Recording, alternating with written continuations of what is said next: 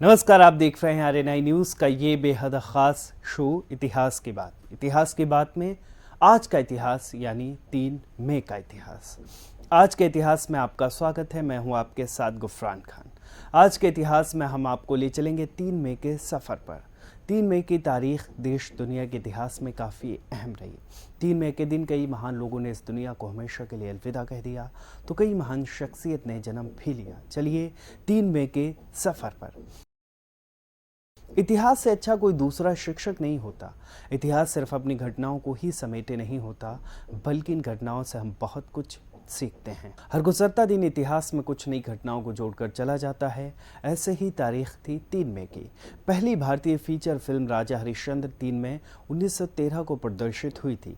वो ऐतिहासिक दिन जब पहली भारतीय फिल्म राजा हरिश्चंद्र का प्रदर्शन हुआ था। ये फिल्म मुंबई के कोरोनेशन सिनेमा में प्रदर्शित की गई थी। फिल्म ढूंढीराज गोविंद फाल्के यानी कि दादा साहब फाल्के ने बनाई थी। उन्होंने इसे अपनी फाल्के कंपनी के बैनर तले बनाया था। इस फिल्म को बनाने में कई लोगों का योगदान था। फिल्म के निर्माता फाल्के साहब की पत्नी ने ही इसके लिए बहुत योगदान दिया था। फिल्म निर्माण के लिए बजट सीमित होने के कारण वो खुद पूरे क्रू और कलाकारों यानी कि करीब 500 लोगों का खाना बनाने में खुद मदद करती थी। इतना ही नहीं, कलाकारों के कपड़े तक खुद धोती थी। भारतीय सिनेमा में दादा साहब फाल्के के योगदान के लिए भारत सरकार हर साल उनके नाम से दादा साहब फाल्के पुरस्कार देती है।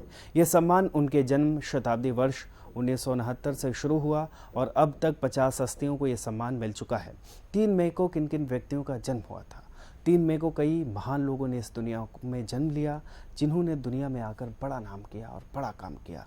प्रसिद्ध राजनीतिक अशोक गहलोत का जन्म 3 मई 1951 में हुआ था। 3 मई को किन किन व्यक्तियों का निधन हुआ था? 3 मई को कई महान लोगों ने इस दुनिया को हमेशा के लिए अलविदा कह दिया था। भारत के तीसरे राष्ट्रपति डॉक्टर जाकिर हुसैन का निधन 3 मई 1969 को हुआ था। डॉक्टर जाकिर हुसैन भारत के एक ऐसे अजीब शख्स का नाम है जिसने अपना पूरा जीवन तालीम के लिए वक्फ कर दिया। 1920 में जब वो महज 23 साल के थे, तब जामिया मिल्लिया इस्लामिया के अलीगढ़ में बुनियाद डालने में सबसे अहम रोल अदा किया। 1926 के दौर में जब जामिया मिल्लिया इस्लामिया बंद होने के हालात पर पहुंच गई, तो जाकिर हुसैन ने कहा, मैं और मेरे कुछ साथी जामिया की खिदमत के लिए अपनी ज़िंदगी वक्फ करने के लिए तैयार हैं। हमारे आने तक जामिया को बंद ना होने दिया जाए। जबकि उस वक्त वो जर्मनी में पीएचडी कर रहे थे। 1913 में वो स्वतंत्रता सेनानी मौलाना अबुल कलाम आज़ाद और मोहम्मद अली के संपर्क में आए। उनके विचारों से डॉक्टर जाकिर हुसैन बहुत प्रभावित हुए। उनके मन में भी देशभक्ति की भावना जागी। उस समय देश में जगह जगह अंग्रेज़ों के खिलाफ आंदोलन हो रहे थे। जाकिर हुसैन भी इन आंदोलन का प्रभाव पड़ा और वो भी आंदोलन से जुड़ गए।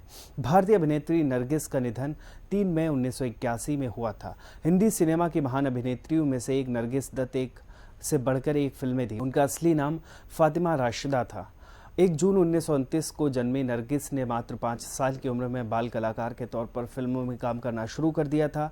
नरगिस ने अपने शानदार अभिनय के दम पर लोगों के दिलों में अपनी जगह बनाई, लेकिन साल 1957 में रिलीज हुई उनकी फिल्म मदर इंडिया में उन्होंने एक गरीब महिला राधा का किरदार निभाया था, जिसे दर्शकों ने तो पसंद ही किया। इसके अलावा ये फिल्म ऑस्कर अवार्ड्स के लिए भी गई थी। 3 मई का महत्वपूर्ण दिवस कौन सा है? 3 मई को विश्व प्रेस स्वतंत्रता दिवस मनाया जाता है। क्यों मनाया जाता है? यूनेस्को महासम्मेलन की अनुशंसा के बाद दिसंबर 1993 में संयुक्त राष्ट्र महासभा ने 3 मई को प्रेस स्वतंत्रता दिवस मनाने की घोषणा की थी। तब से लेकर आज तक हर साल 3 मई को ये दिवस मनाया जाता है। फिलहाल आरएनआई की इस खास पेशकश में बस इतना ही। उम्मीद है आज का इतिहास यानी 3 मई का इतिहास आपको पसंद आया होगा। अगर आज का इतिहास आपको पसंद आया हो तो हमें कमेंट करके ज़रूर बताएं। अगले एपिसोड में इतिहास से संबंधित हम क्या जानकारी जोड़ सकते हैं, ये भी हमें कमेंट करके ज़रूर बताएं। मेरे वीडियो को लाइक करें, शेयर करें, चैनल को सब्सक्राइब करें और देखते रहें आरएनआई न्यूज़। हमारे चैनल को लाइक करें, सब्सक्राइब करें, बेल आइकन को ज़रूर दबाएं और वीडियो को ज़्यादा से ज़्यादा शेयर करें। देश दुनिया की तमाम खबरों को नए अंदाज में देखने के लिए बने रहें हमारे साथ और देखते रहें आरएनआई न्यूज़।